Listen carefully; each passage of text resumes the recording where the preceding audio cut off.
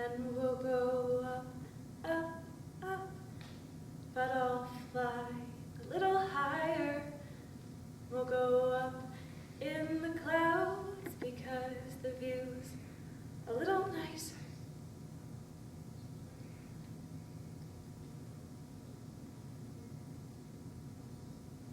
It was May 31st, 2012. Zach and I sat in the exam room at the pediatric oncology clinic as the doctors delivered the news. The left side of Zach's pelvis was riddled with cancer. The doctors began to explain to us that in order to surgically remove the cancer, they'd have to remove Zach's entire left leg, half of his pelvis. He wouldn't be able to sit up for several months, and that wouldn't even guarantee that the cancer wouldn't come back.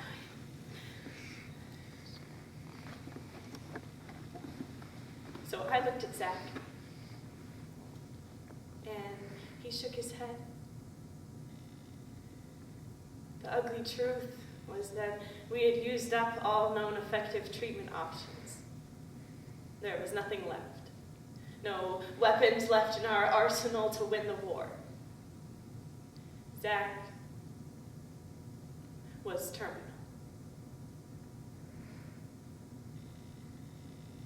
Zach Sobiek was a normal teenage boy from Stillwater, Minnesota when he was diagnosed with osteosarcoma, a vicious, and in this case, terminal form of bone cancer. Through his mother's memories and journal entries, his story teaches us that you don't have to learn you're dying to start living. Fly a Little Higher by Laura Sobiek. A few months ago, I heard a story on the local news station about a woman who was dying of breast cancer. She spent the last months of her life writing letters to her children to be opened on birthdays and important events. Letters seemed the perfect way for Zach to be raw and honest, so I mentioned the idea to him and hoped he'd write them, knowing what a comfort they'd be when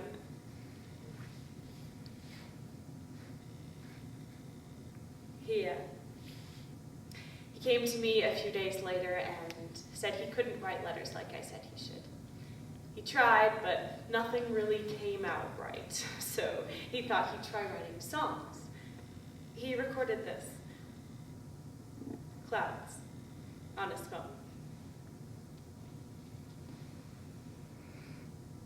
I wrestled with what to pray for.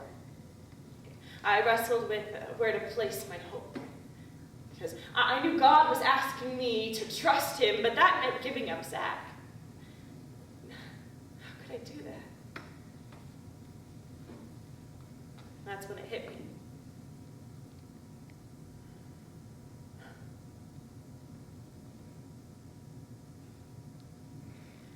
Okay, Lord, you can have him. I want Zach. You see the bigger picture. But if Zach must die, please just let it be for something big. I want it to be for something big. I had no idea the plans God had in mind for me. See, 2 days later, we got a call from Dan Seaman, the general manager of Hubbard Radio Broadcasting.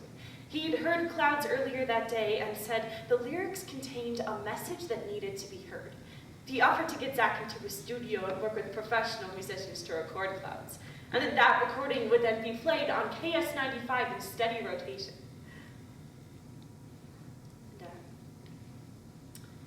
Then we hit a point in Zach's life where it seemed like the last few miles of a marathon. And he'd run so hard and so long that his energy was running low, but the finish line was just in sight, so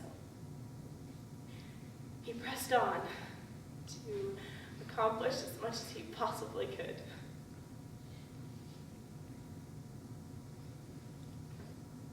I'm sitting here with Zach, watching him as he lingers between sleep and awake. He has one foot in this world and one in eternity. It was 5 o'clock in the morning when we heard something clatter, and then silence.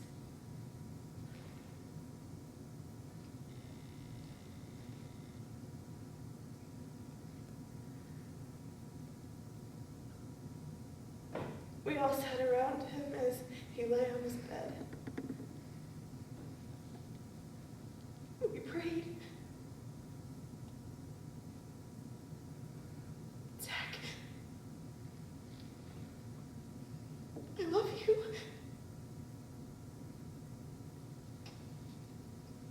But you don't have to stay here. It's okay to go.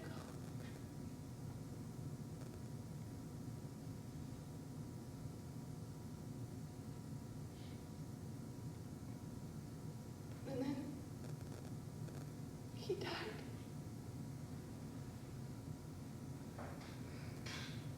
My beautiful, precious boy died.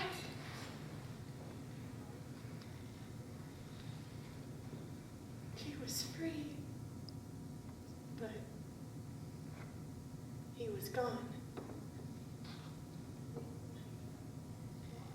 2 days later, we held Zach's wake.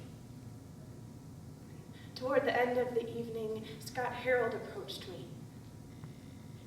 I don't want to bother you by talking business right now, but I thought you might want to hear what Clouds is doing. It's been climbing the charts all day, and it just hit #1. It seems Zach has started some kind of movement. Our brave boy, who battled for so many years and who had no hope for a future, through his death was spreading hope to the world. Millions of people all over the globe clicked on a video and heard for the first time about a boy who wrote a song to say goodbye. They had been changed by this boy, who had every reason to despair, but who chose instead to fly a little higher.